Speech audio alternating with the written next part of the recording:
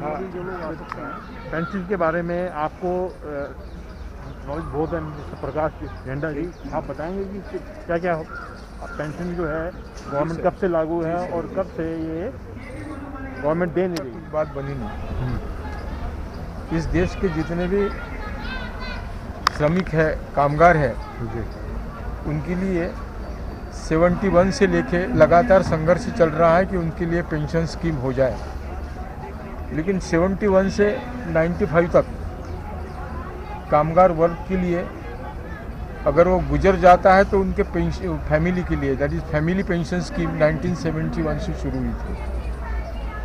उसको पेंशन नहीं थी, लेकिन अगर वो एक्सपायर्ड होता है तो उसको फैमिली को थोड़ी बहुत पेंशन मिलती थी, कभी 700-800 हज़ार रुपये वगैरह वगैरह, इससे ज़्यादा नहीं। फिर संघर्ष चला और देश में जितनी भी कामगार संगठनें हैं उन्होंने एकत्रित होकर लड़ा दिया और फिर ये एम्प्लॉयज़ पेंशन स्कीम 95 ये शुरू हुई। पहली वाली जो 1971 से 95 तक फैमिली पेंशन थी, वो फैमिली पेंशन का जो 8,500 करोड़ रुपए वो इसमें मर्ज करा दिया। लेकिन वो 8,500 करोड़ रुपए उन्होंने फिर से एकदम इमीडिएटली अपने पब्लिक फंड में डाल दिया।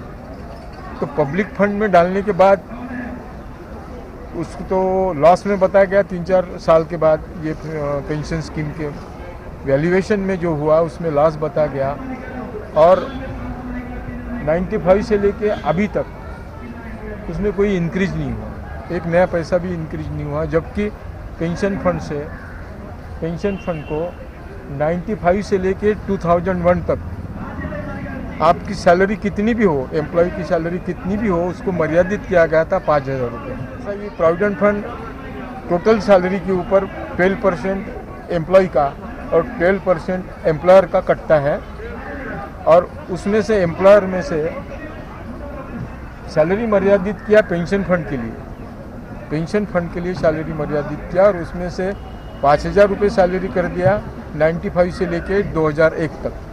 उसमें से 8.33 417 रुपये पेंशन फंड को गए।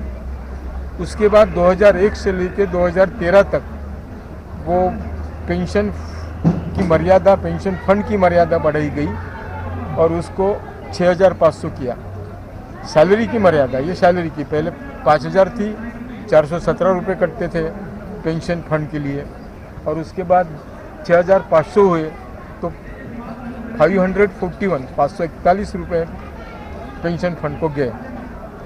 तो आज का पेंशन फंड और उसके बाद 2013 के बाद 1,250 रुपये 1,500 सैलरी मर्यादित की गई और उसके 1,250 रुपये हर एम्प्लॉय के कट रहे हैं।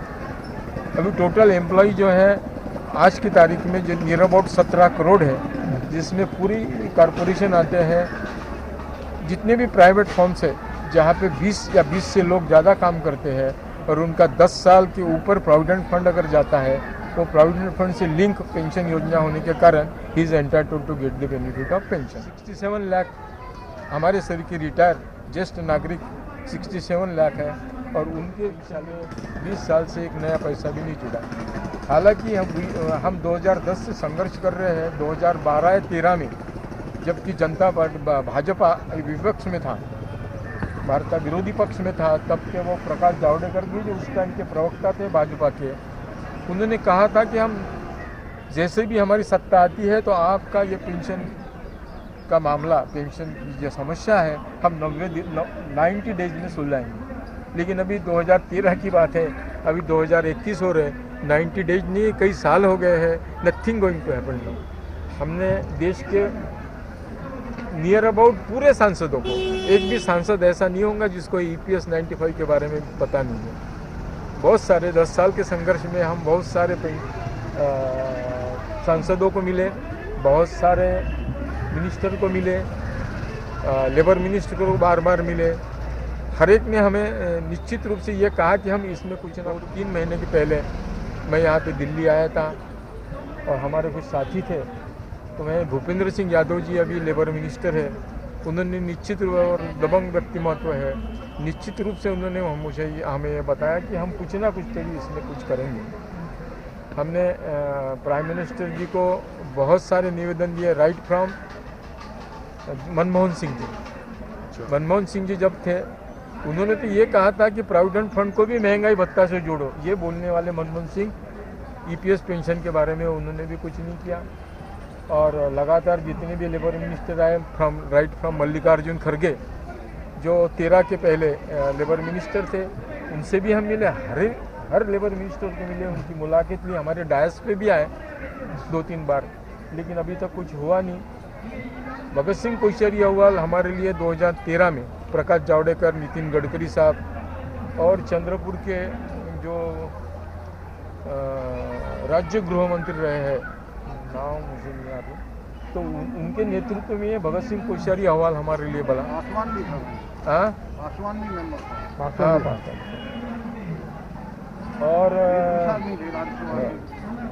और उन्होंने उस अहवाल में मिनिमम पेंशन 3,000 रुपये करो और उसे महंगाई से जोड़ो, ये अपील है खासदारों की जो कमेटी में उसके।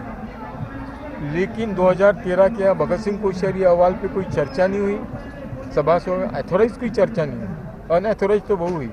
मैं एथोराइज प्रश्न बना नहीं, और न बनने से हर कोई मिनिस्टर बोलता है हम देखेंगे, हम करेंगे, हम कुछ ना कुछ तो भी करेंगे। हर एक ने हमें आश्वासन दिया, लेकिन अभी तक कुछ हुआ नहीं है। मैं दिल्ली इसलिए ही आया हूँ, और हमारे दिल्ली के जितने भी लोग हैं 2, 4, 5, 10, वैसे तो आज प्रोग्राम, ये सभी प्रोग्राम को एथोराइज परमिशन नहीं है, इसलिए हमने कुछ ज़्यादा लोगों को नहीं बुलाया। 2, 4, 5 लोग आएंगे तो उनके सामने आगे की रणनीति क्या है, क्या करना चाहिए, इसलिए हम यहाँ पे कुछ लोगों को यहाँ पे बुलाया है।